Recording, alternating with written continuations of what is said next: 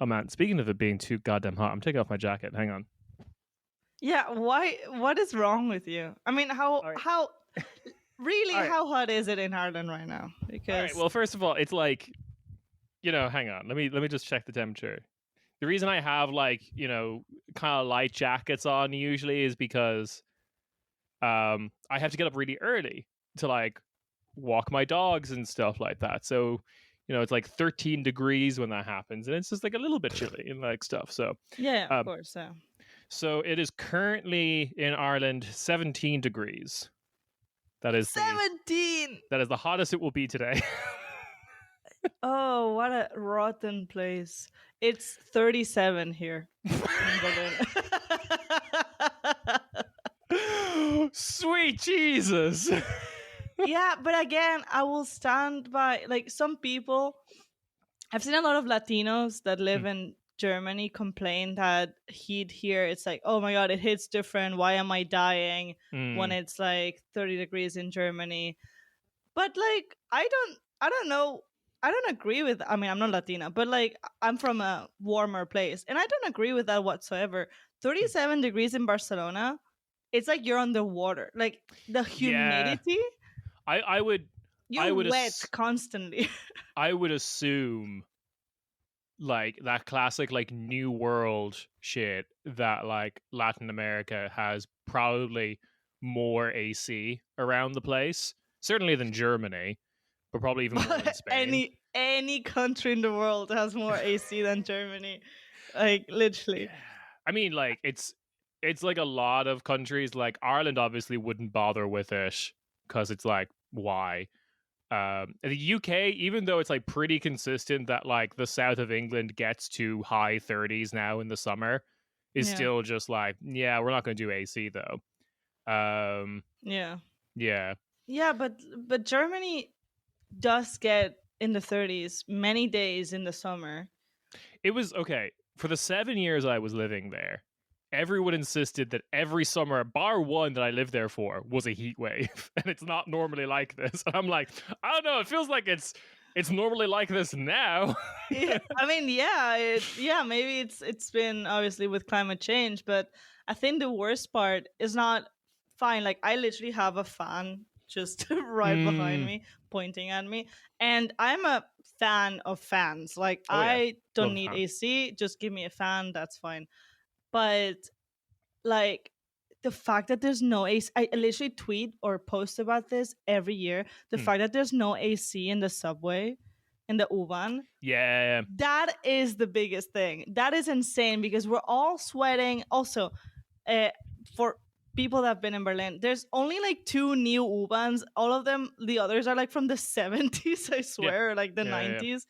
So it's just like, oh my God, it's disgusting. Everyone's sweating. And especially if it's like rush hour. Ugh. Yeah, I remember it was like a national holiday, like, or a state holiday or whatever, when like the ring ban in Berlin got like AC, because that was I during the mean, yeah. pandemic, and it was like everyone was just like yes, because there's just something about that train in particular that was just like always so, I guess because it's so packed, and on like And the the subway. sun hits it as Yeah, well because yeah, it's exactly. outside. Yeah, it's that's the only thing that actually bothers me about Germany not being an AC country. Everything else, I'm Mm. like, whatever. I don't need AC in my house. Like, Yeah, who so I think cares? there's tiers of AC countries, because Yeah, for me an AC country is, it is normal to have AC in the home. That's for me is yeah, like an AC country. fair. Yeah, Um and like I think really the only European country I've ever encountered that was like that was Romania. really, Yeah, Romania that's is like a interesting. big, I would never. Hmm. yeah, I think there's something about like, oh, we're a part of the West, kind of like aspirational looking to Okay, yeah. America kind of thing going on. Hmm. And they are hot enough for it. Don't get me wrong; it gets pretty hot in Romania. Um, yeah, Yeah, fair. I but then, guess. Yeah, go on. Sorry. sorry, was like my experience of Spain was that AC would not be super common in houses, but then you'd also have like these very old houses, especially in the south of Spain, that have been built to keep cool. Yeah, Which- with like no windows and like the thickest walls you've ever. Carpet is illegal. Only tile. The concept of carpet blew my mind. I did not know that that was a thing. When I learned about it, I Yeah. was just like, that's disgusting. Because obviously I think about it with like, you know, Barcelona brain. And I'm like, imagine having to walk on carpet with like sweaty, wet feet. Like, Yeah. no. Or carpet in the bathroom. That's just. Oh, carpet in the bathroom is a crime. That's like you're going to The Hague. Like, I don't care where you're from. You'd be from the Arctic Circle part of Sweden. No. Yeah. Which is like, I understand when people say like different degrees hit different. Like Berlin is, like Nick has said before, that Berlin is worse than Arizona, even though Arizona gets hotter, but that's because Berlin is more humid. Yeah, but try Barcelona. You know what I mean? Like for me, I'm like, this is so dry. I'm very dry. I'm not even sweating. Like I'm fine. It's 37 degrees and I'm fine. Is Barcelona humid? It is, right? Because it's like, it's so humid. Yeah, it's so humid because it's by the sea. So it's just like, we have to be a special type of by the sea. It's like isn't like the coast of Barcelona basically like Florida, where it's like a bunch of kind of like almost swamps, right? Like yeah. Yes, exactly. So by by the airport, it's all like swampy. Terrain. Because like where my parents live is like very different because they're by the sea, but it's like actually cooler because it's just like 30 miles per hour Atlantic winds. Like that's the thing. It's the Atlantic side as well. Like we're Mediterranean. Mediterranean is like a fucking hot pot. Like it's just. It is though. If you're trying to refresh yourself by getting into the water, if it's middle of August, it's just like a soup. You're getting into soup. Yeah. I don't. It was last week. It was 26 degrees here, which is society has ended weather for Ireland. It was the purge for a minute. And I also agree with the like it hits different because I've seen people from hotter parts of the world experience a heat wave in London. And the problem with London is like every building is designed the exact opposite to keep in heat. Yeah. So there's just like there's no break from the heat. And similar thing here where like when it's hot, you have to go outside because being inside will be worse. Yeah. Oh, I bet by the sea in Ireland must be the best when it's because it's definitely near the Atlantic. Yeah. Where like the wind is so strong you can like rip the phone out of your hand. Exactly. No, I do agree. I remember being a bit annoyed when people like, hey, I'll make fun of Brits. Oh yeah, any absolutely. day. But I do remember being a bit annoyed when people were like, "Oh my god, it's like 20 degrees in I don't know, in England, Bristol, Bristol, yeah." And people are complaining and dying. It's like, girl, yeah, because look at their houses.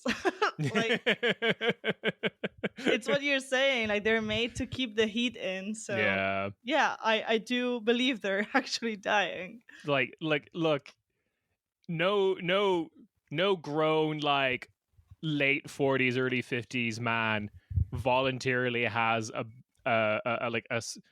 bath in his own pool, in his own bin. Exactly. I was thinking about him unless like something has gone terribly wrong. Like, who am I to judge the material circumstances? Would I have done any different? Nope. And like also I do love I love climatization. I love the fact that like humans can adapt over periods of time because my god, yeah. My sister's been in Spain for like how long now? Easily 20 years. Oh my god, that long? Yeah. She's been there for ages.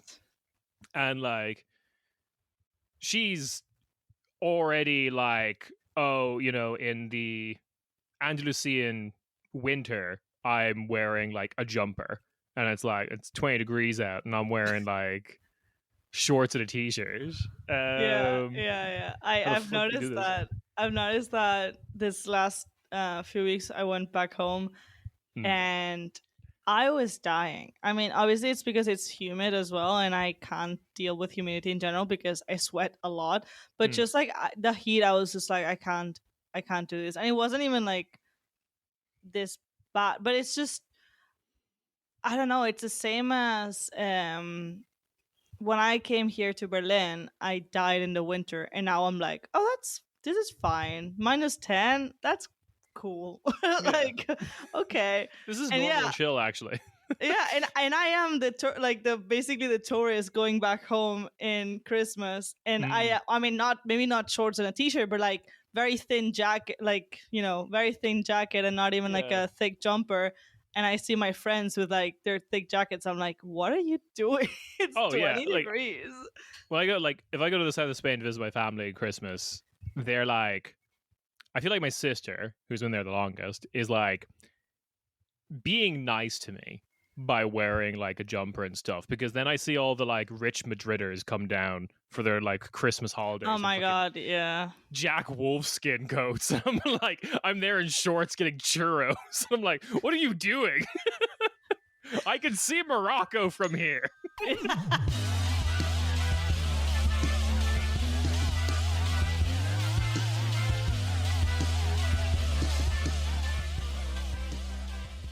Hey.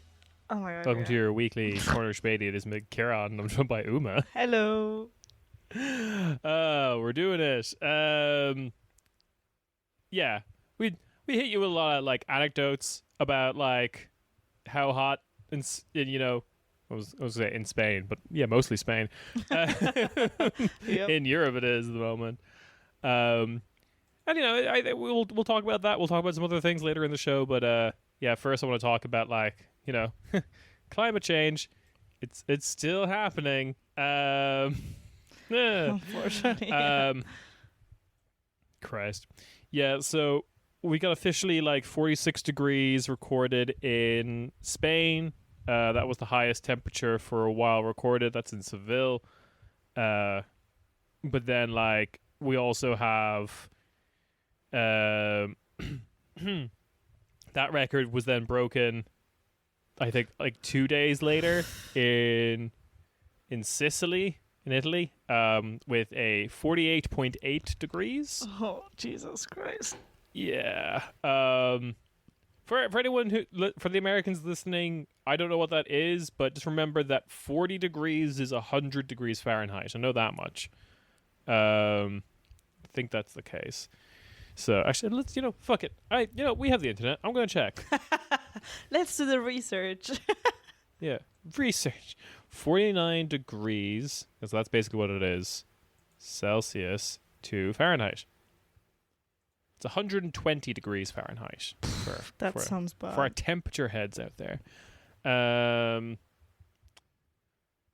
Yeah.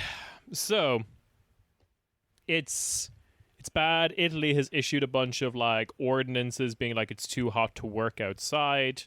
Any kind of like manual labor I think there was like, I can't quite remember, but it's basically like anything approaching manual labor that occurs outside is now like employers will get like a €300 fine or something like that if they're seen to be making like people work outside. So like they were including like builders, gardeners, landscapers, anything like that. I don't think like also what's it called? Garbage workers, like cleaners, bin men, yep. Bin men, and women. And shout out to the bin women. Yeah. And also obviously everybody that works in the fields. Yeah, agricultural work of any exactly. sort. Yeah. Yeah, but it's just they should get a fucking move on with all of this, like with regulation about this, because we have known about climate change for years. Every summer is hotter than the one before, and even Spain is just it really like €300 fines. That's like nothing. That's nothing, especially if it's a big like agricultural company, or if most of the workers, for example, in the fields are illegal immigrants, especially in the south of Spain. Like Gastarbeiter kind of stuff, like the stuff we were doing in Germany. Like, Yeah, like yeah.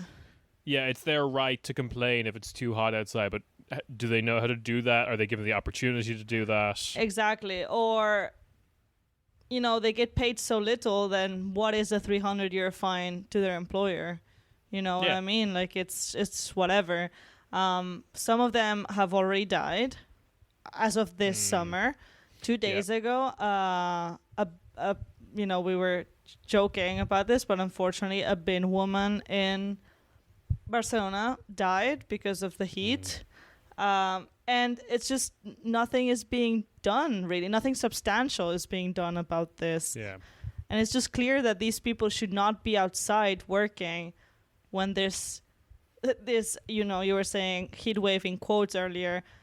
Yeah, because it's not really, this is just how reality. Summers are now. Yeah, exactly. Yeah.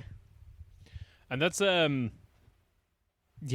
like, there's a lot of like, kind of seems like a good response on paper, like the fines, or I think France declared a state of emergency for like their kind of like southern Mediterranean towns like Marseille and stuff. City. Like, yeah. But then it's just like,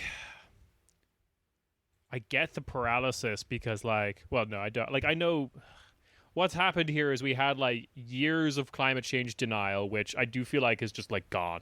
Yeah. Like, they're just like, we've given up on that completely. The Koch brothers' money is going somewhere more fruitful now or whatever. Yeah.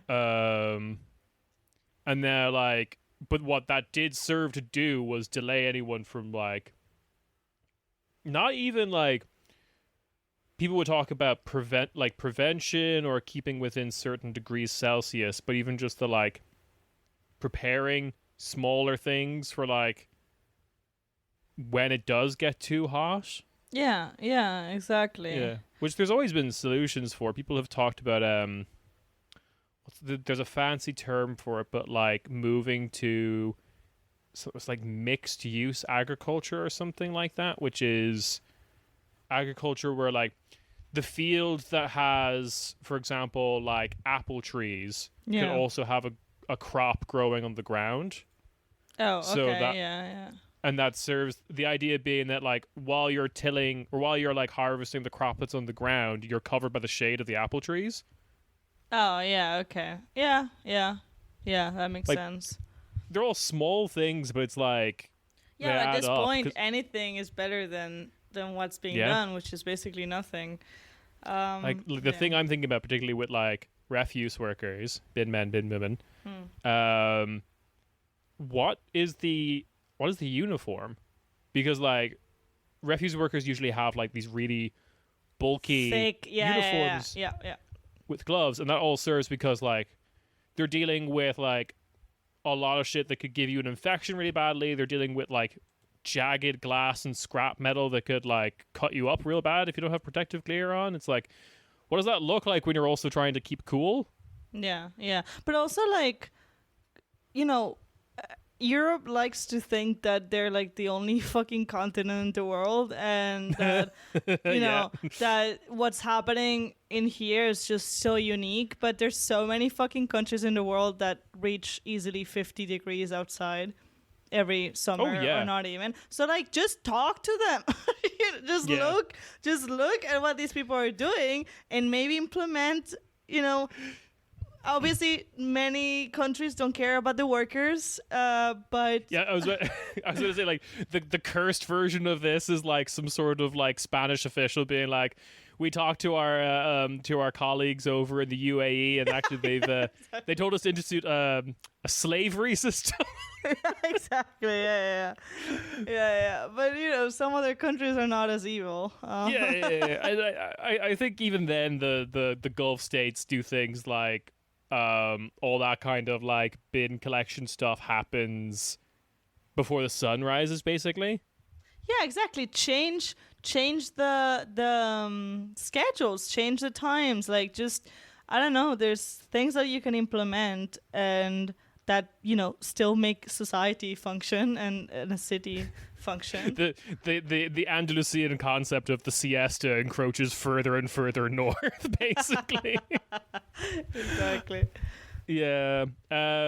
Speaking of Europe thinking it's the only place, because like while all this is taking up headlines and stuff like that, there is something that happened this week that I is very, I don't know, to me is very like profound, for the lack of a better word. Like I feel like it's massively important. Which is other side of the world, not Europe. In the South Pacific, the island nation of Tuvalu, which maximum height is like 6 meters off of sea level, is like the highest point. And also, like, you should see pictures of these islands. They're not even islands; they're atolls. They're like the sand bars the kind of sand thing. thing. Yeah.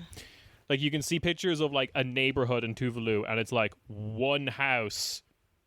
Like no houses are beside each other, whatever, vertically. Your neighbors are always to your north or to your south because there's no room to put anyone to the east or the west because it's ocean. So Tuvalu set up a system with Australia, which was always like, oh boy, that's scary. But it's called the climate visa. Okay. And basically, Australia agreed. The president of Tuvalu has been talking about this for a long time. Of like, when it comes to this, can all Tuvaluans go to Australia? And Australia being the country of like, immigrant point system, and we'll never let anyone in, and it's only white people for a while. We don't think about that anymore. Yeah. We're very resistant to this idea, but they agreed to a permanent visa for Tuvaluans at like a controlled rate, which they ideally wanted 240 per year. But also, like, realistically, how many Tuvaluans, however you call them, exist? Yeah. Like, what? 9,000. That's nothing. Yeah, that I know, is right? That's like nothing. That is not like even a stadium. Like, yeah, the smallest neighborhood in Sydney is probably like 9,000 people. Exactly. Like, why are they like fucking acting like they're gonna get invaded? Like, they're big one of that. They're deathly afraid. Like Australian right wing cranks are deathly afraid of Indonesians because there's so many Indonesians and like we have all this land and they're gonna come here. We have like really a weird. Fucking desert in the middle of the like. Yeah. And it's like a giant country and there's only 20 million people there. It's kind of weird. And then like just north of them is like a bunch of archipelagos that has like 110 million Indonesians, and they're just like, they're gonna come here.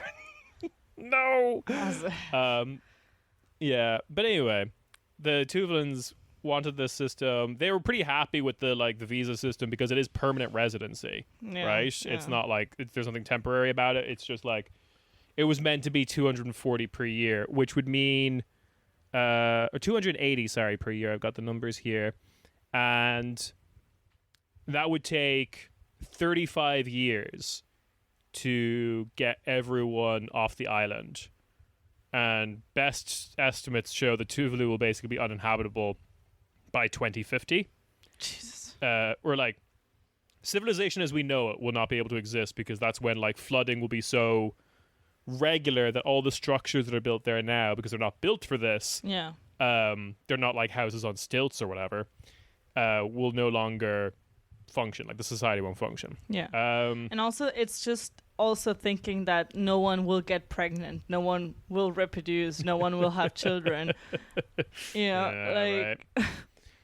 Yeah, it's a good point. I don't know what the population growth rate of Tuvalu is. I mean, I don't expect it to be much, but like, yeah, it's I don't know. Pretty big someone's probably gonna get pregnant at some point. Yeah, at least one person. Yeah, exactly.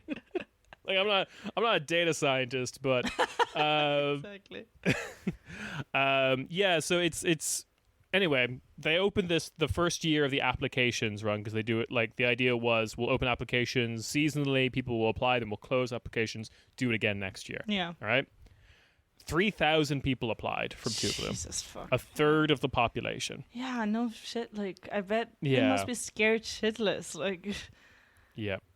And it's really interesting. And now we're in this awkward position where we have to see what both governments do, because I think this also caught the Tuvalu government by surprise as well, that I don't think they were thinking this many applications would happen yet. But that's a third of the population has basically elected to leave. yeah. And it's like, I was just looking at this news story and reading about it and getting all the details and stuff and the population, blah, blah, blah. And it's just like, we are going to see a nation abolish itself in our lifetime because of climate change. Like, there's the idea and the very dramatic, day after tomorrow, blockbuster Jake Gyllenhaal kind of shit of like a country disappears beneath the waves and it's a travesty. Mm-hmm. When I think maybe, and this is like the South Pacific is ripe for this. There's other places like Kiribati and stuff like that that's in a similar position. Mm-hmm. But I actually think like we're going to get the more mundane but also kind of existentially horrifying version of just like the last president of Tuvalu literally just turns off the lights and leaves. Yeah. Yeah. Very kind of like undramatic but also incredibly sad. No, and sorrowful. but exactly. Yeah. I think. Yeah. And I think the saddest part will be that it will be maybe not even headlines for one day, and then that's it. I like if they all go to Australia, which there's gonna be all the racist shit coming from Australia. Yeah, never underestimated an Australian's ability to be racist. No, yeah, that's for sure. But I mean the fact that the reason why these people are there, it's just gonna be like, oh. Yeah, well, anyway, let's move on to whatever's happening in fucking, I don't know, Europe or whatever. I'm actually curious what the entire population of, like, the South Pacific is. Because, excluding, like, okay, Melanesia, Polynesia, Micronesia, because I'm kind of curious if the entirety of like the South Pacific Islands went to Australia, would it even matter? Because I can't imagine the population of this is like. No, probably not. And also, there's New Zealand next to it. Just like. Yeah, and like even then, there are islands in the South Pacific where this is not a problem because there are more mountainous islands. Like Fiji, for example, is like not is a mountain island. New Caledonia, with all of its problems, as we've talked before about this podcast, is also like a mountain range kind of situation. Like it's not like, but yeah, for the entire South Pacific geographical region or Oceania, 50% of the total population is the population of Australia. So like it could probably take in, Fiji is 1.8%, Solomon Islands 1.4%. Yeah. So, like... It can take a lot of people. It's just the whole thing of, like, a place is full. It's like... Especially Australia. It's objectively... Like, people die every day as well. I'm sorry. Like, I don't know. It's just a whole, like, thinking that a country is full and can't take more immigrants. That is the dumbest shit in ever. general. In general. Yeah. But yeah, especially Australia. Like, especially Australia, deeply empty. Like, I mean, even just like strategically, you could be like, all right, we will accept the entire population of the South Pacific into Australia, but you all have to settle towns and cities between like Adelaide and Perth. And that way we can strategically, through state planning, make it so Perth isn't so geographically isolated from the rest of the country. Yeah, which is crazy. Like, yeah. And also all the outback. Like, that is... There's so much space. The Australian outback, it's empty. There's towns there that are emptied because, they were settled in or colonized in, like, I don't know, 1820 or whatever. And now everyone's dying while they're all dead. So there's space. Yeah. There's so much space. Yeah. I mean, it's whatever. It's so stupid. that's kind of like the cursed version of it, right? Where we're like, because a lot of the outback is probably like, especially if we're talking about climate change world, a lot of the outback is going to be like inhospitable as well. Well, yeah, true. So so like it's going to be like we're so good here in Australia. We are so good. We accepted the entire population of Kiribati and put it into like. Yeah, I didn't think it through. Yeah, a part of the outback that never had any nuclear power plants, but somehow has like ambient radiation. It's so hot. Exactly. Oh god, grim. Very. But in more delightful news, moving away from the it's too hot, but maybe staying in a country that is hot. Uma, can you explain to me how Pedro Sanchez is doomed, and finally this corruption it's gonna get him? It's definitely not another situation where Pedro Sanchez could probably just weasel his way out of somehow. I was gonna say there's no way they're gonna get him for this. Just no way. To give context of why I'm framing it like this is like one of the news sources that I pay attention to and I follow on like Instagram because they're just like they're funny a lot of the times is Politico.eu. And they're just so erect at the possibility that Pedro Sanchez could be gone. they are doing The Secret. They are wish casting. Like there was like 3 articles in a row just like Pedro Sanchez is done, and I'm just like, I don't know. They're manifesting the shit out. Yeah, they're of manifesting. Yeah. Like, this is there's no way. I don't think so. Anyway, there is a corruption case involving the. That's the shitty part. Like his right hand man. So everyone's like, "There's no way that Sanchez didn't know." There are ways that Sanchez wouldn't know. Like Look at our himbo president. He doesn't know anything. Yeah, but no, it was because so it's I believe it's a typical corruption of like I gave you a contract for whatever the state needs to buy and you give it to your friend and you pocket some of the money because you don't need classic. Yeah, it's the classic stuff. So Santos Cerdán, who is the right hand man, well, he was the secretary of PSOE, like the kind of, I guess, not the president of PSOE because that's Pedro Sanchez, but like, a very high ranking part of PSOE, and also a minister of something, transport, I think it is. And I forgot his name. Let me just quickly, because it was Casos Ábalos. Ábalos is the minister. No, sorry. It's Minister of, what the fuck does this mean in English? Hold on. What's it in Spanish? Promotion? No. Minister of Promotion? That makes no sense. What's the Spanish word? Fomento. Public Works. There we go. Of course. That's how the corruption happened.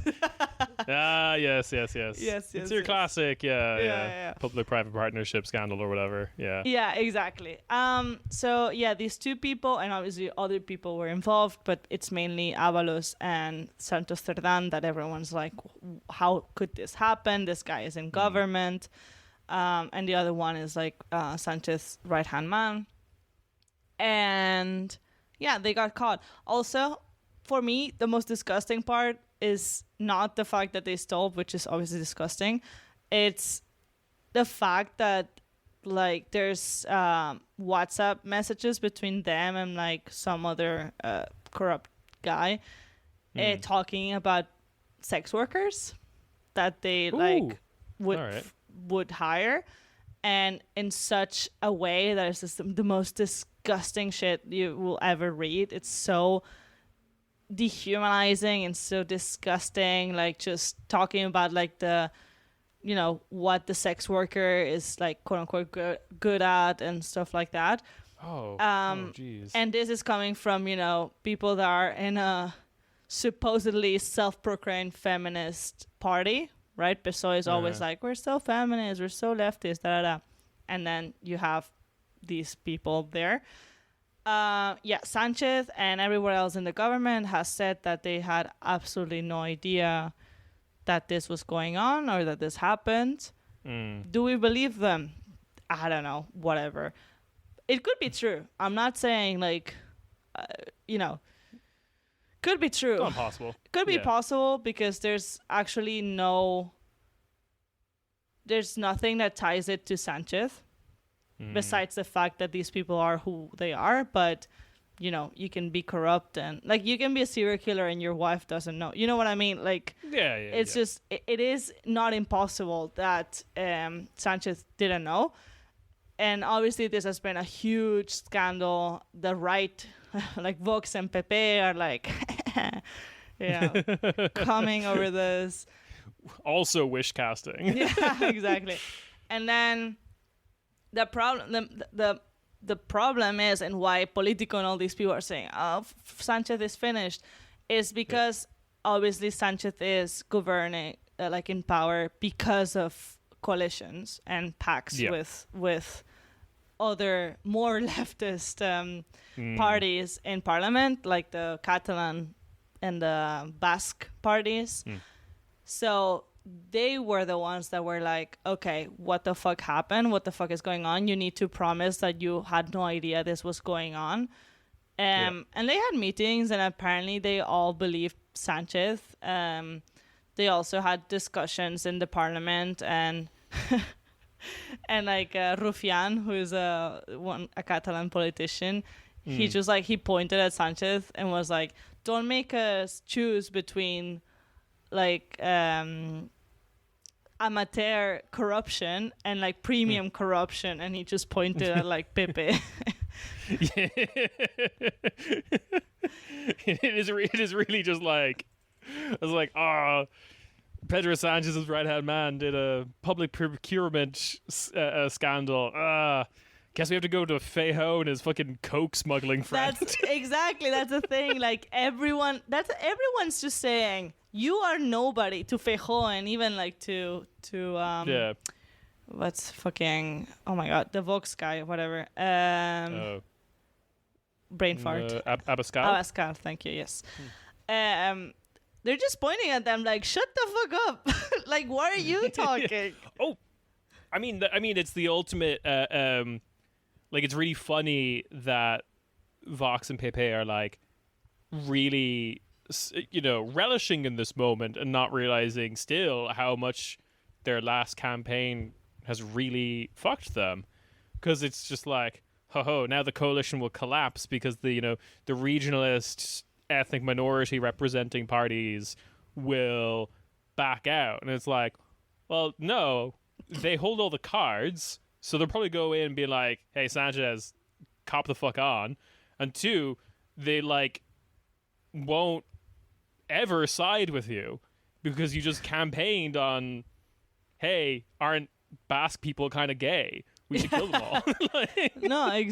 Literally, exactly. Like, that's what Rufián, this Catalan politician, was saying, that now it's time to force Sanchez to do the changes that they want because they have the upper hand. And that's it. Yeah. And that's the only good thing that can come out of this scandal or whatever, because now, they have the upper hand and they can force him to do whatever. It's just like nobody will side with Pepe, and Pepe, there's no way that it's going to win. But Pepe, obviously, in Vox, they're framing it like Sanchez himself is corrupt and da-da-da. I mean, they tried it as well when they took his wife to court over quote-unquote corruption. She wasn't, and there was proof that she wasn't. And it was just like, it was literally just to like try to discredit Sanchez and the government and PSOE in general. And I think that the only, well, not the only, but one of the bad things that Sanchez is doing wrong is that he's focusing too much on how crooked Pepe is, which is true, but like it seems so much that he's just pointing fingers and being like, how dare you talk about this when you are bad? And it's like, they are bad, but right now you need to take like ownership and fix this and bring back the trust that some people have lost.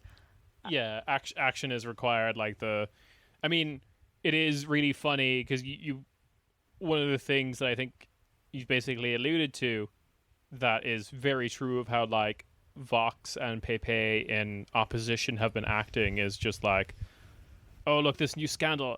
Finally, we've got like we're going to change our campaign to Pedro is corrupt from our campaign previously of Pedro is corrupt, and it's like, okay, Exactly. like if this didn't happen, they'd be saying the same shit, right? It would be it'd be his wife like them losing that court case against his wife didn't change how they talk about him at all.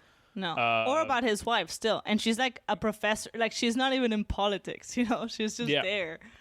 Yeah, and then like even like one of the things that Sanchez could and should do probably is come in with a big like I don't know, machete to like Red Electronica, being like, hey, you guys haven't done any of the fucking reforms that our government passed like a decade ago to make you work good, so I'm just gonna start swinging this knife around. If you get in my way, it's your own fault.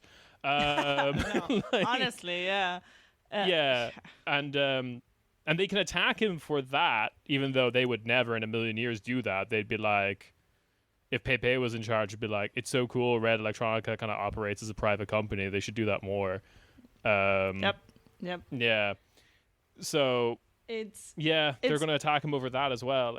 It's whatever. Like, I don't even care, or like I don't even care about Sanchez or like him, but he could. Yeah. I don't know. He could be drinking like I don't know, water with gas, like sparkling water, and they would be they would attack him because he should be drinking water without like non-sparkling water, whatever. Like it makes absolutely no sense. They're just like whiny children at this. Well, they've always been, not just at this point. Look at this rich and privileged Pedro Sanchez drinking his sparkling water. I, the inheritor of everyone who made it rich under the Franco regime. Oh, how dare you? Oh, he disappeared for a second. If you lose contact for the punchline of the joke. Yeah, I did. Go repeat. Okay, yeah. How dare this rich and privileged Pedro Sanchez drink all this sparkling water, I say, as the inheritor of everyone who made it rich under the Franco regime. How dare they? More accurately, probably everyone who was rich prior to Franco taking power and helped him take power. But also many of them also were just placed there by Franco afterwards. But yeah, it's ridiculous. It's stupid. Sanchez did immediately fire both of them when it came out. At least that's more action that Pepe has ever done with any of their corruption scandals, because they have so many when they've been in power as well. I mean, what's his fucking name? Mazón is still the president of Valencia, and he let over 200 people die. Like, what do you mean? Because he was having lunch with a fucking journalist. Like, what are you? I know. Anyway, it's stupid. No, Politico, Sanchez is not gonna fall, even though you want it. You're preying on his downfall. He's not going to. I mean, that's just so funny how bad they want it, and it's just like, it's ridiculous. It's fucking stupid. Oh my god. They don't really know what they're doing over there, Politico.eu, because it's like one of the other things that they're really kind of like pushing is they're kind of like Macronists in the sense that they really believe in the idea of European strategic autonomy, right? That's like a huge thing for them, right? We should like, they're Atlanticist in the sense of like, oh, we should stay in NATO, but like maybe Europe has its own army and can stand on its 2 feet, and maybe we should pursue that also. And it's just like, yeah, I think like Sanchez is probably one of the only allies to that on this like continent. Like, yeah, he's very pro. Whenever I think about like Macron's agenda of like putting nukes in Poland and Europe standing on its own feet, the next biggest leader I think who would probably back that is Sanchez. Yeah, absolutely. Like Politico and all these international newspapers or like magazines, whatever, they literally just take like Pepe and Vox like talking points and to just run with them. Like they see somewhere that yes, Sanchez is ruined because Feijóo said it, or like Abascal or whoever, and then they're like, hell yeah, Sanchez is ruined. It's just like your job is to write about this. Do the fucking research. Like, what are you doing? What are you saying? We've seen this before with like it was like the German correspondent to a British paper. I want to say it was the Telegraph. Can't remember. But like, we basically know that person had been captured by a bunch of like yuppie CDU people. And that is like his entire concept of how Germany operated was just CDU talking points. Yeah. For liable reasons, I cannot say the person's name. But also, I've heard that he's very afraid of commitment and he's pushing 40 and still won't settle down with anyone. Because Berlin is like a weirdly small journalist town. Anyway, speaking of... how do I transition here? Speaking of like politicians who are kind of on your side not being good enough, whatever, because the Overton window has moved. I do want to talk about this Reuters exclusive story briefly about like how Reuters found out that the American government had approached Marine Le Pen and basically in so many words said, hey, we'll help you win the next French election. Which is nuts for several reasons.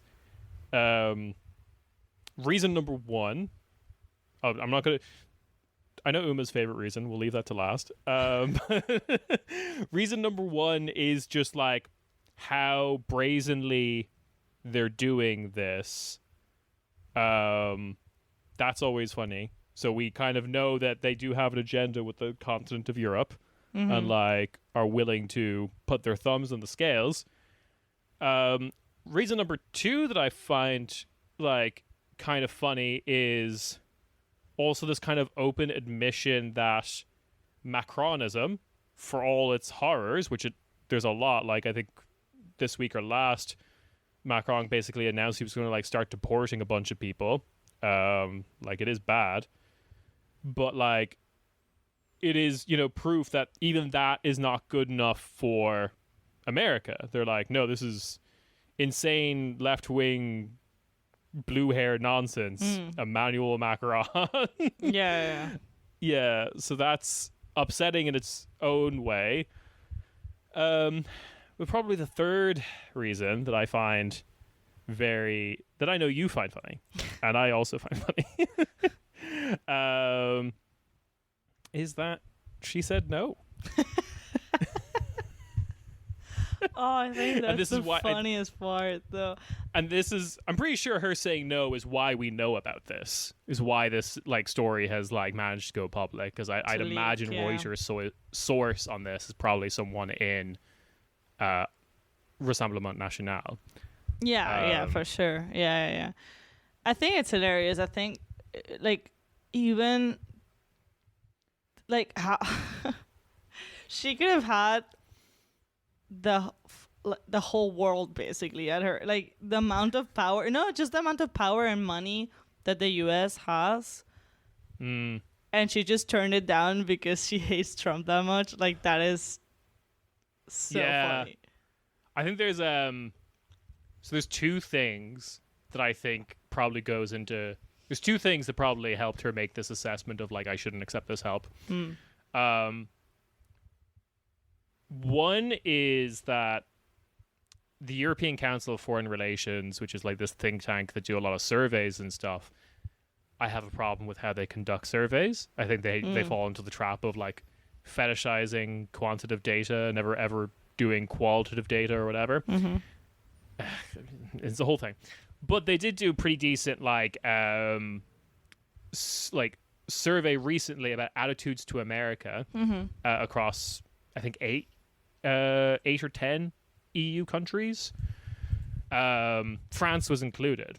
And another interesting thing they did about that is that they also split the vote, like the answers.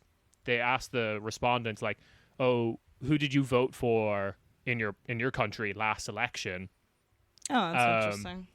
Yeah, so you can see like the opinions across all these like countries, and also across like party supporters and stuff like that. And that was fascinating. And one of the things you get from that, along with like a bunch of other information, is disapproval of the United States and Donald Trump is stupidly low, or really high. Disapproval really, really high in France in general, but also across all the parties, including Rassemblement National. There are some countries where there's like the ideological split you would expect, where like the right wing supports Trump or whatever. Yeah. But like France is just like, no, the whole thing is a fucking disaster. So I think Le Pen is in tune enough with her own voters to be like, they don't like Trump. Yeah. Like, yeah. Yeah, she definitely leaked the information to be like, see, guys, I don't want to work with Trump. Do you like me better now? Yeah, possibly. The U.S., I like also with how the U.S. approached this, they were explicitly approaching it from the perspective of like, we can make you the president. Fuck this Jordan Bardella guy who's now looking like twink. Yeah, the evil twink. The second thing that I think affects her decision making is also just like with people like Pete Hegseth and stuff in charge of a lot of this. I also imagine that like whatever help America thinks they're giving at the moment is going to be so like haphazard and incompetent. Like I think you could totally easily sign up to this and it would be like it'd be like such weird American sensibilities of like, we made you like a Utah local Senate race style attack ad against Emmanuel Macron, where like you're in a cornfield with a gun and it's like AK-47. Yeah, it's just like, this isn't like, or just being like, true, they would definitely not research France in general before. Yeah, they'd be like, Emmanuel Macron enjoys the company of older women. And every French person like, yeah. Well.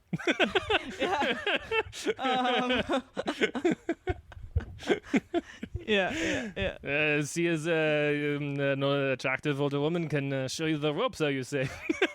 just like I probably one of the best scenes. I don't know if you've ever watched A Very Secret Service. It has a different name in French. It's the French TV show about like military intelligence during like the 60s in France.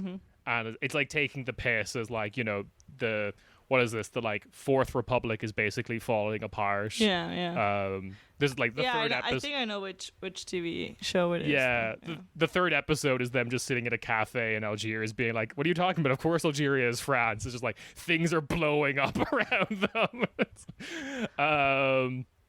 It's a pretty damn funny show, but one of the episodes they're like meeting with people from the CIA about how they're going to take down JFK.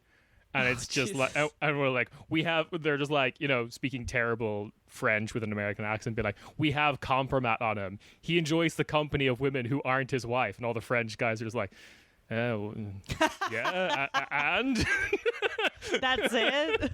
You're the CIA. That's it. Like even the female secretary is all very 60s. Is like, oh, no, he sounds cool. Oh, that's quite funny. Damn, the French can be funny, huh? Yeah, apparently. Yeah. All right. The last two things I want to talk about, I think, fall under a category I like to call being at war with reality, which is a cool name.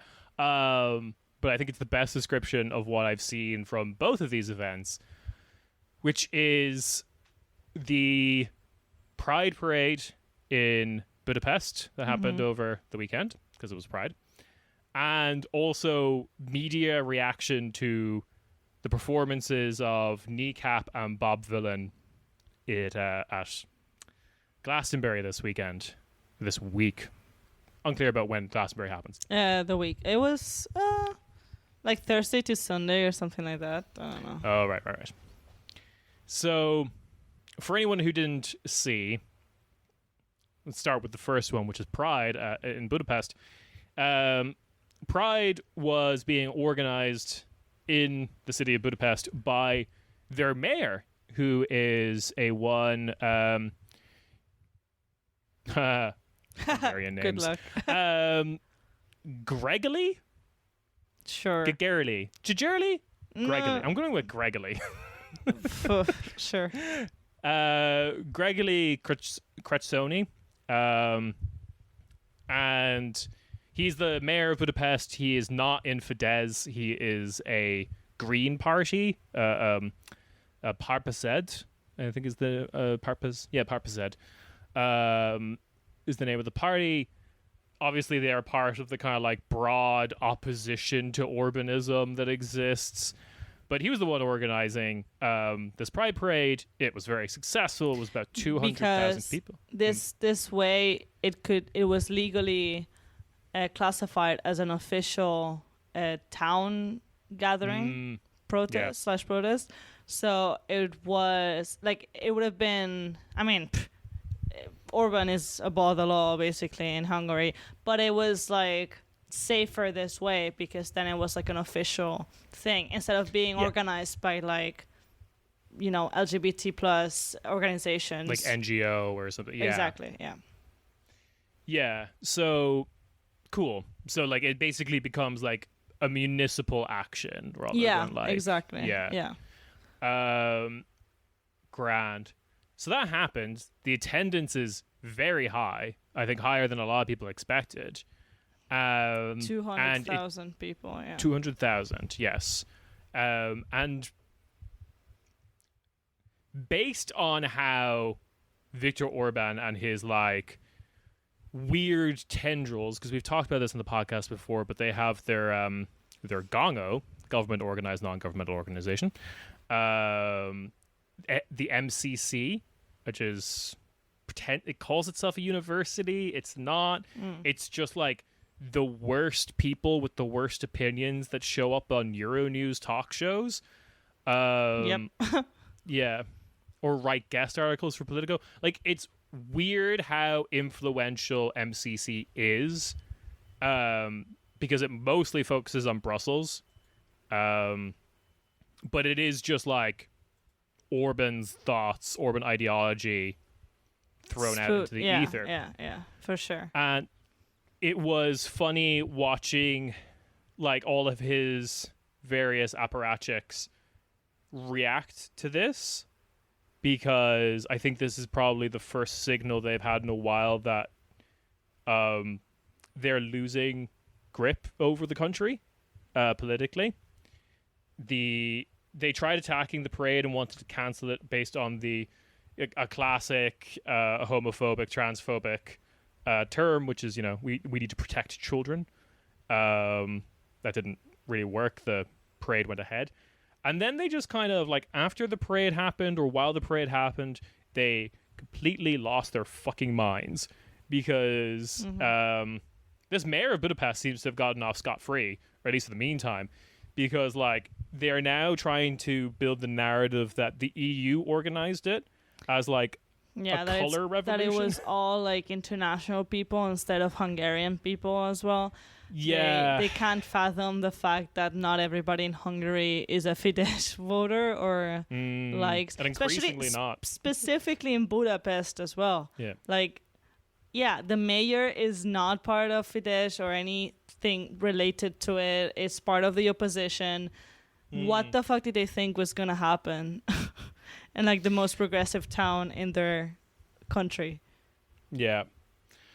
Yeah, it was there was like a lot of things that just kind of, I think, hurt their little feelings, because there were counter protests against it. Yeah. But they were tiny and were orchestrated by nerds.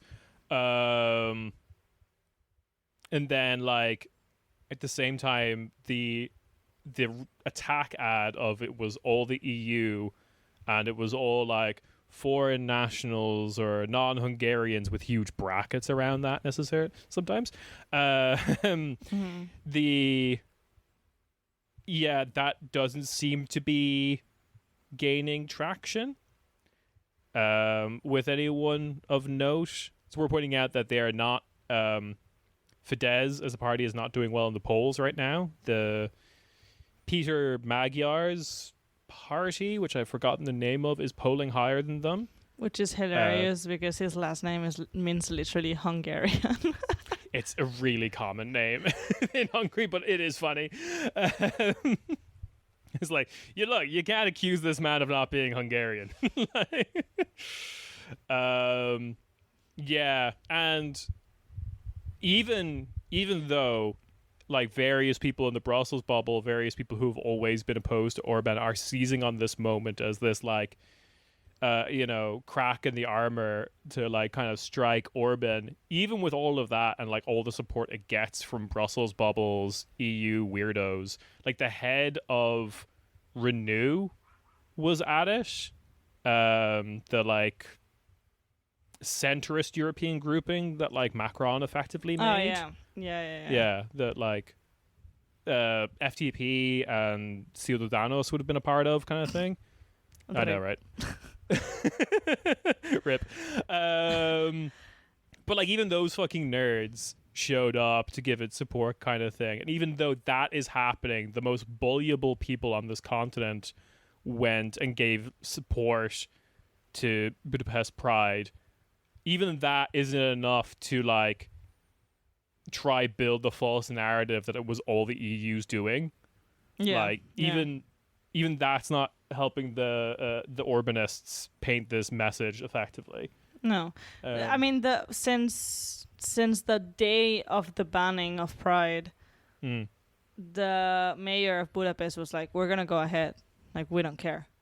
Yeah. It's not like they didn't warn you, Orban. Like, they literally said on the day, it's still gonna go ahead. We're gonna do it, whatever the cost. Like, it's gonna happen.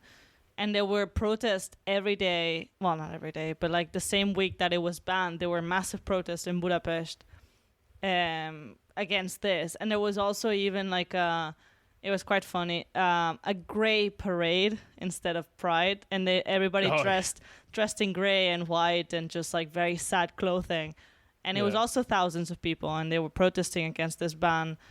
So maybe we as in the world didn't expect actually that many people, but I did expect that something was gonna happen, either like a fucking Stonewall kind of thing, like everyone just beating the police up or whatever, or like a big march and protest.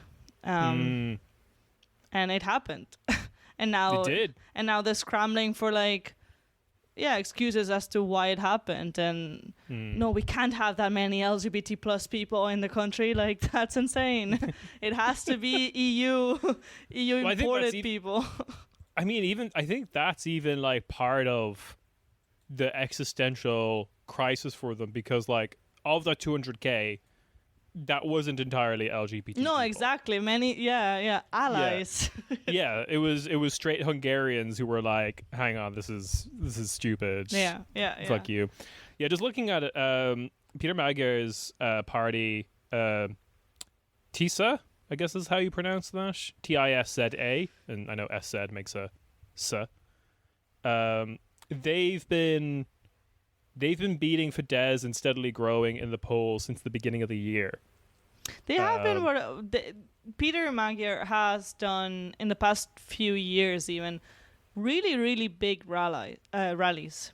He has a very powerful like whenever he says I'm gonna be here to give a rally or like protest or whatever, it's always thousands of people. People show up, Yeah, people show up. And not even just in Budapest, because people are like, oh, yeah, Budapest is progressive, whatever. But, like, not even just there. Especially with young people as well. He's really popular with young people. Also, we're pointing out that, like, Budapest is probably the most, like, cosmopolitan or whatever part of the country. But Fidesz has controlled it in the past. Yeah, like, during, like, Orban's 10 years, they've had control of Budapest before. So it's all just kind of like building existential crisis. And to the grey parade, I love that. I love everything that the what's it called, the two-tailed dog party does. Yeah, that's what they do. They were also the ones who did the ad campaign for like smaller Hungary. It's like to oppose all the people who are going on about greater Hungary, and like all the reasons were just like shorter commutes. Hey, I'm in if I don't have to commute. Don't have to remember a bunch of bullshit town names. No. Exactly. Yeah, they've always been consistently at least a funny form of opposition in the country. They pull at like 2% though, but you know they're still there. They also show up to like they've showed up to interviews on like Orban friendly like TV stations before, just like wearing a full chicken mask. Hell yeah. And like the interview kept trying to ask them serious questions, and they were just there with like fingers tensed, wearing a chicken mask, going like "Kokadish, kokadish, kokadish, kokadish." It's like the Hungarian onomatopoeia for the sound a chicken makes. Right? Yeah. That's pretty funny. God bless him. But yeah, speaking of the kind of like war against the reality, I think the probably bigger headline stuff and probably more egregious is Glastonbury. Because specifically the BBC in Glastonbury, like the coverage of the BBC. Yeah, okay, well. let's start there, because for anyone who doesn't know, Glastonbury is the largest festival that takes place in the UK. It's just in a big field, bunch of acts play, really big names. Olivia Rodriguez was there. No, Rodrigo. Rodrigo? Is it? Oh, Not Rodriguez. That was Rodrigo. You Hispanified her last name even more. That's so funny. Rodrigo. Like the man Rodrigo. name, yeah, male name. Yeah. And also like it's just to give people the vibe, it will be like it's like a lot of different genres, but it's usually like pop people, like pop names of a certain station, like people like Beyonce and Taylor Swift are definitely too big to go to these kind of things now. Yeah. But like Olivia, Sabrina Carpenter, those are kind of like names that would not be like Charlie XCX was there. Yes. For example, yeah. That kind of level of fame will attend. You will then get a lot of like people who were bigger years ago, who are kind of like coming back out of nostalgia. Franz Ferdinand played, for example. Alanis Morissette was also there. Yes. She's good. Yeah, you get a lot of like quote unquote icons of like like Oasis have played there. Not together. Well, when they were together, and now we put two like, stages really close to each other, and they'll both sing their individual parts. They'll both do their individual parts. Yeah. And if you stand just right between the stage, it'll sound like a normal Oasis gig. Yeah. But basically, it's a massive, also really expensive now, music festival, because massive names go there, and the whole thing is live streamed on BBC, on the BBC. Yeah. I think. I should also say. Go on. I'm sorry. Sorry. The other type of acts that are there are kind of like up and comers. Yes. As well, and this is kind of like who we're going to be talking about. People who are like growing in popularity. Playing at Glastonbury is like a big deal for an act of that station, but like don't be surprised in 2 to 5 years they're too big to play it anymore, kind of thing. Yeah. Like yeah. It is good at helping local. Because for example, Bob Vylan is Bob Dylan, because it's a play on Bob Dylan. Yeah, Bob Vylan is they're like a local act. They're from London, I believe. Yeah. So they don't think they'd ever really like broken out of the UK. No, I mean now they have. Now they have. Whoops. And I don't even like their music, but I'm gonna be fucking playing that shit.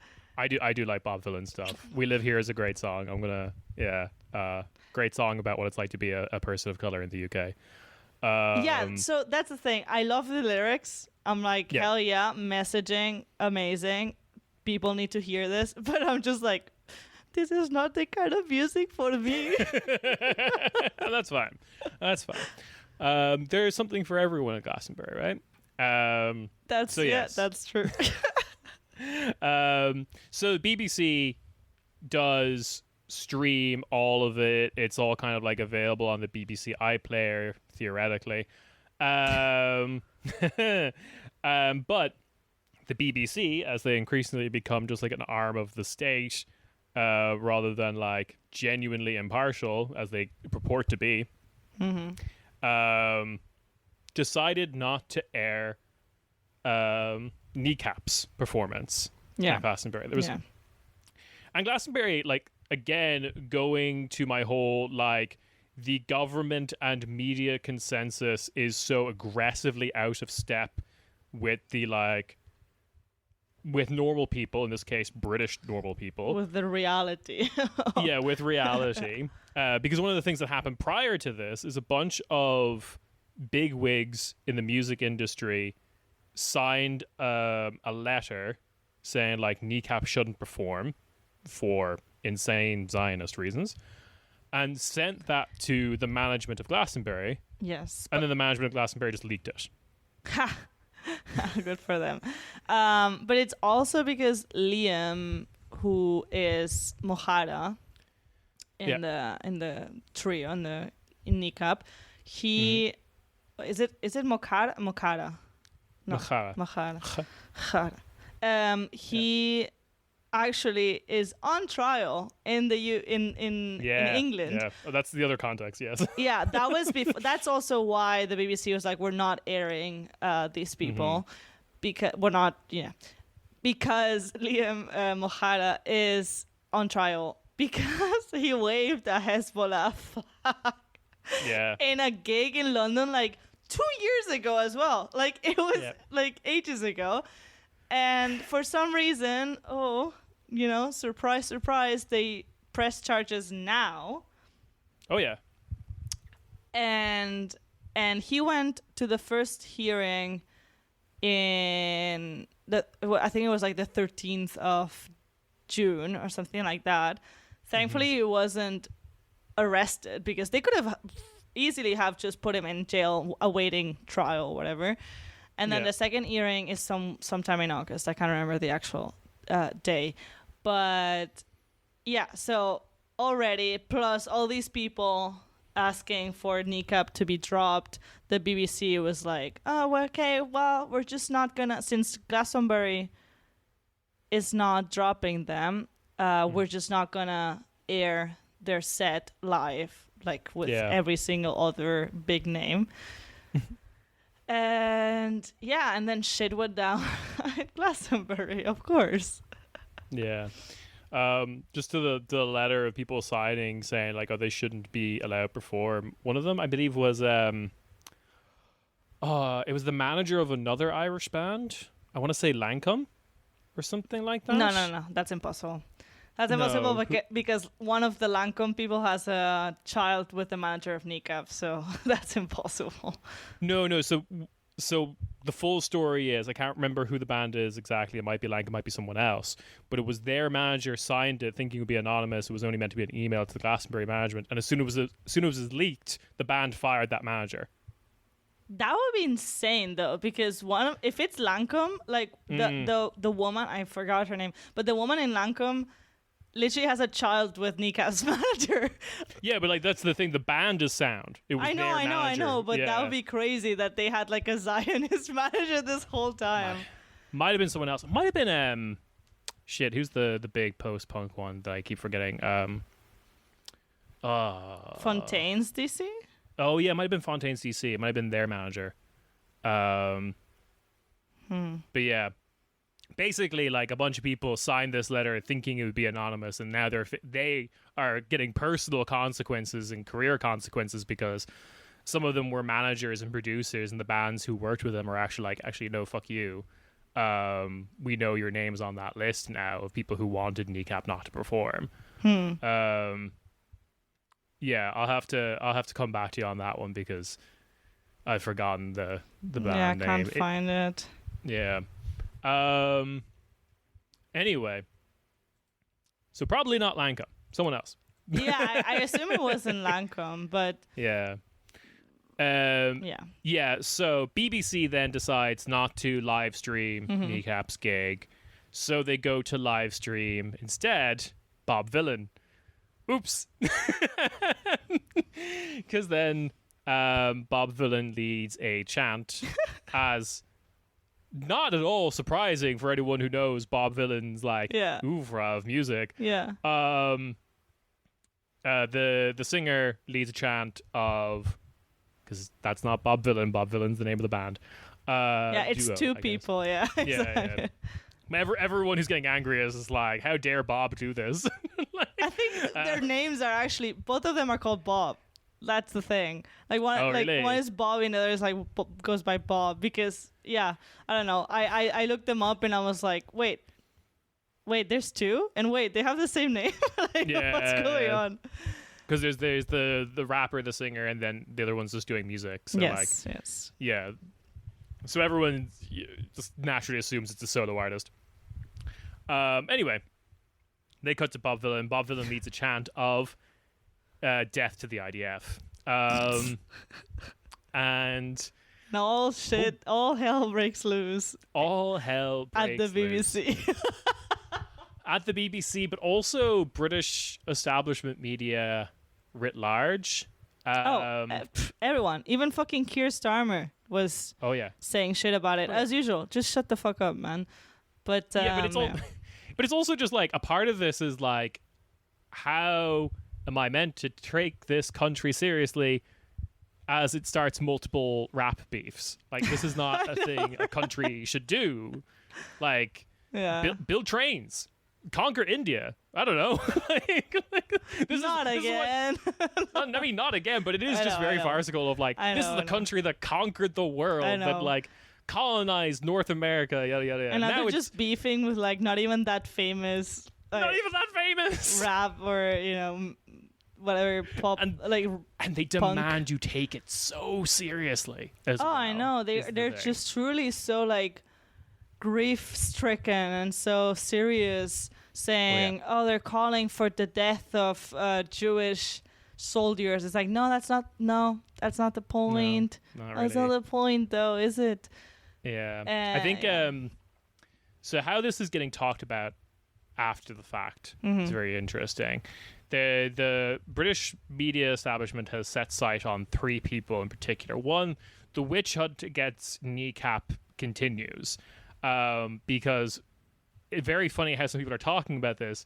They're talking about, because Bob Villain said it, Kneecap also said it. And like, that's not what happened. But they're really just acting as if that is the case. The third person that they're going after, this is an individual person, is Helen from Wales. Do you know about Helen from Wales? No, what has Helen from Wales done? No, not Helen. Leave Helen alone. Helen from Wales was just an attendee at Glastonbury. Oh my god. Who went to see Kneecap, like that's the stage she went to at the time, and to in protest of the BBC not covering it, she streamed it from her phone. Oh my god, yes. Oh my god, yes. Are they pressing charges against her for that? No, but like tabloid press is going after her, doxing and shit her like or whatever. That. My god, yeah. And like, she's like quoted in publications being like, I just kept doing it even when the phone was overheating and burning my hand. Her like stream, she was just a random woman on Instagram. Her stream had like 1 million people watching. Oh my god, my phone would have blown up in my hands. Yeah. It's not that expensive.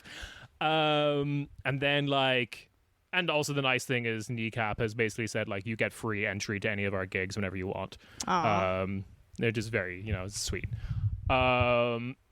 So that's all kind of gone down. They're like the enemies of the press for a while.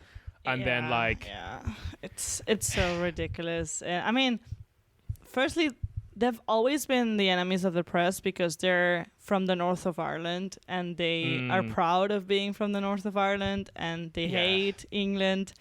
And like basically they fucking rap in Irish. Like that's the whole thing.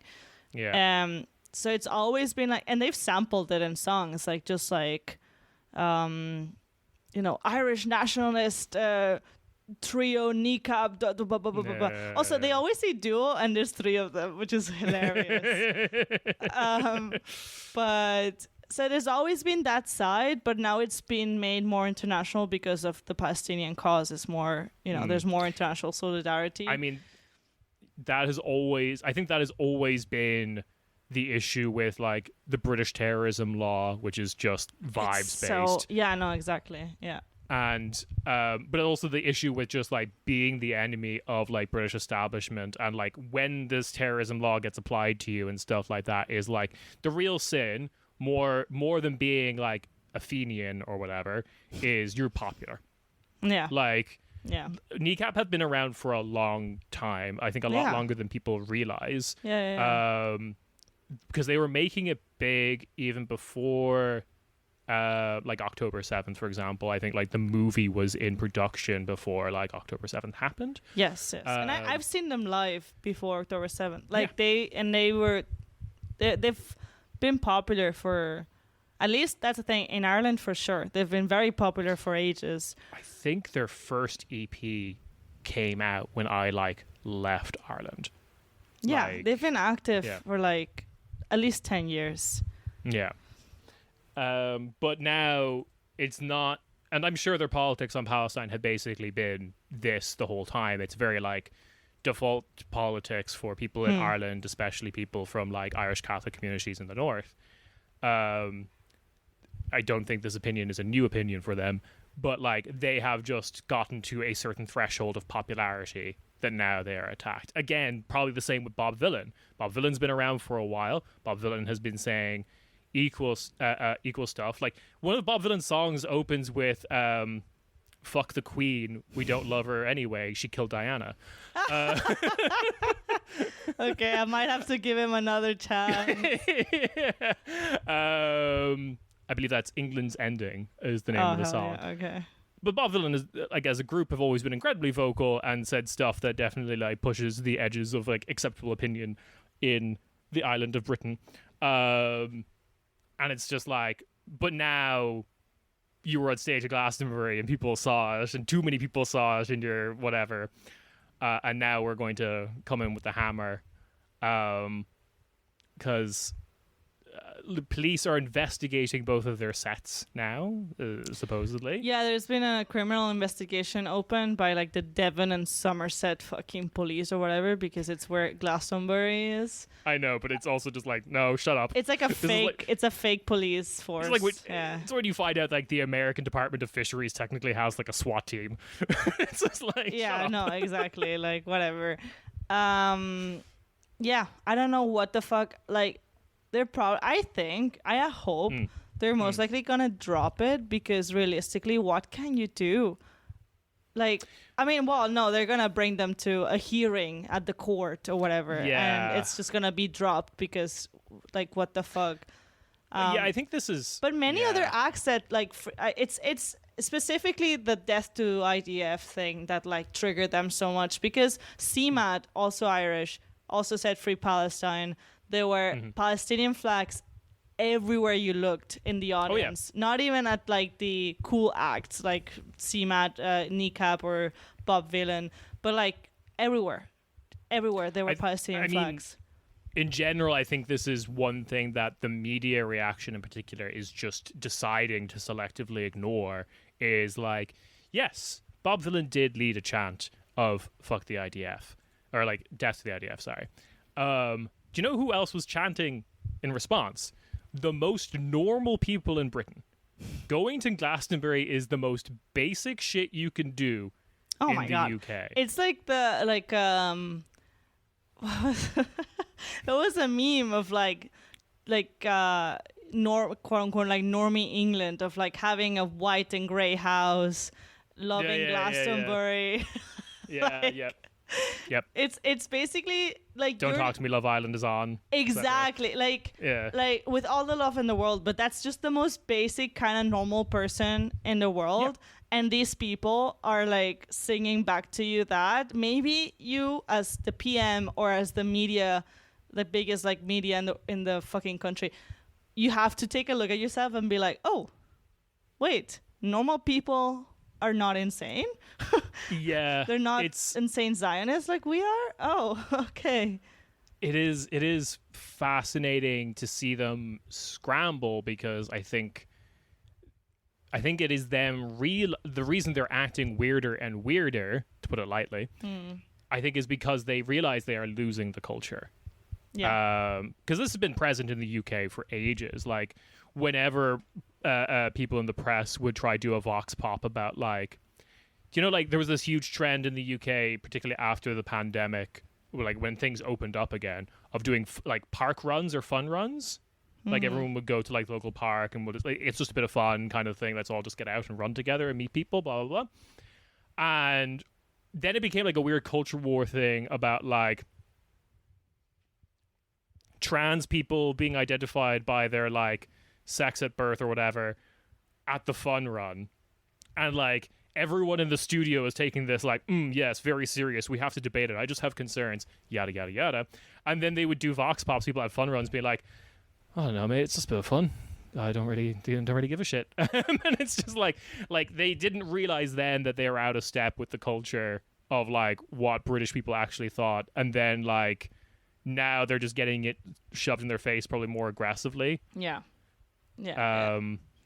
For sure. I do have to highlight some just examples I saw of reactions to this. A lot of journalists really trying to insist that Bob Villain is nobody and or they have fucked their careers, rather than like the Barbara Streisand effect has happened and now they're probably more popular than they've ever been. Yeah 100%. I mean, people truly these people these people truly underestimate how many millions of normal people in the world are pro-Palestine, and how if anybody that has some sort of platform like Bob Villain in Glastonbury and uses that platform to say something like that, they will back them up and be like, look at this really cool dude that used his BBC live stream to chant death to the IDF. Yeah. Like, it's like, it's that, and I think it's also like, a part of it is they're like digging their own grave, like the press here, because they don't realize that like this pro-Palestinianness amongst the public is their creation. Is them trying to like go along with every IDF press release that has been just like flatly absurd or monstrous or like, and people just recognizing that. Like 2022, I don't think a protest like I think a chant like that in an audience at Glastonbury would have gotten a couple of like from the audience. Yeah, maybe. Yeah. I do think this is the product of like 2 years of seeing of seeing war crimes in your fucking phone. Yeah, for sure. And then the press being like, it's fake, but it's good. Yeah. So it's there's 2 other press responses I want to highlight because I thought they were great. There was this one guy on LBC who London Broadcasting Channel, I can't remember, it's like a local radio thing, who had like a Palestinian journalist on and asked him to like basically condemn Bob Villain. And it's just like because the guy kept trying to make the point of like, I feel like this is a distraction from the genocide that's going on, what's happening to Palestinians, because he kept trying to make that point. The guy kept interrupting him, demanding that he like, and it just looks, I think to anyone looking at that normally just being like, that's kind of farcical. I don't understand why you're demanding that other countries partake in our weird national rap beef. And then the other one. Oh no. Yeah, you know which one. What's his fucking name again? Andrew something. He's like an arch conservative in the UK. He was one of the founding members of GB News, but he backed out because they didn't know how to do lighting. Remember those early days of GB News when it looked like a fucking disaster? Andrew Neil. That's it. He regularly writes to the Spectator as well, but on Times Radio, which is kind of like basically a podcast network, it's not really a radio station, for the Times magazine, said that I was going to say, this is response to the Bob Dylan chant, I was going to say that they sometimes seem to have more in common with the Nuremberg rally, but even the Nazis didn't say death to the Jews. Yeah, I saw that. Oh, Lord. Yeah, I made you see it. I posted it everywhere. Yeah, oh my God. Because, like... That is the stupidest fucking thing I've ever read in my whole life. It's a perfect example of what's called... I love this term. It's a very old, like, debating term, gish gallop, where, like, you can... I know, right? It's so fancy English fucking nonsense words. But it's the idea that you could technically win, like, an actual, like, debate done for sport by saying so many incorrect things. The other person is just overwhelmed. You can't respond to it without looking like an idiot, basically. Yeah, you can't respond because it's just, like, overwhelming because, of course, the Nazis said death to Jews. They didn't say those exact words. They probably said something in German. Naturally enough, but like along those lines. And then at the same time, Bob Dylan didn't say that. No, exactly. Like, it's been, well, they just do what Zionists love to do, just twisting words and victimizing themselves or Jewish people. Because, like, again, many of these Zionists are not Jewish. And many Jewish people, isn't. Yeah, exactly. And many Jewish people are like, no, they're, stop talking for us. Like, he didn't say that. Oh Lord, whatever. It's just pathetic. Yeah, no, fuck that guy. But then on the other side of it, which is, do you know Adrian Chiles? Yes. Yeah. Adrian Chiles everyone being like, this guy's weird. He writes an article every week for The Guardian, and it will be something like, why can't I have a urinal in my home? No, literally. Or like, what if I like using a spoon for my pasta? Or like something like that. Yeah, you're like, okay, exactly. Cool. And then everyone's like, this guy's weird. And I think collectively the internet came around to it of like 5 years after discovering him of actually like, yeah, actually he's the most normal journalist in the UK. Because like he just makes weird esoteric observations that like your dad would make. Yeah, of exactly. Just like about himself as well, not even like the world. Yeah. And he's very good because he's on record as saying like Glastonbury as a concept seems like his idea of hell, of like he's not like a festival person because he's like he's older and he's kind of like curmudgeonly or whatever. But as a bit this year, as like for the article, and there was like photo shoots and everything, he did go. Oh my God. Okay. Yeah. It's great. It's in The Guardian. There's some hilarious photos of him just like surrounded by people in tie-dye, and he's just kind of like kind of looking a little out of place, to be perfectly honest. But there is the line about like he's just like, I didn't go to the Kneecap concert, but I got all these like, I was seeing in the news all this chat of fire and brimstone and horror had happened. And he basically said it felt like it was news coming from another planet. I think he's correctly observed that it's just like completely out of step with reality. Seems like he had a fine time at Glastonbury. Good for him. Good for him. Happy for him. But exactly. Couldn't have summed it up like better. Yeah. But yeah, I think we've gone long here, but we had to get we have. Oh, sorry. So yeah. How do I end these things? Hey, that's a quarter Späti. Love you. It's happened. Yeah. We have a Patreon. Go to that. Exactly. We will catch you on the bonus feed. Ciao, ciao. Bye-bye.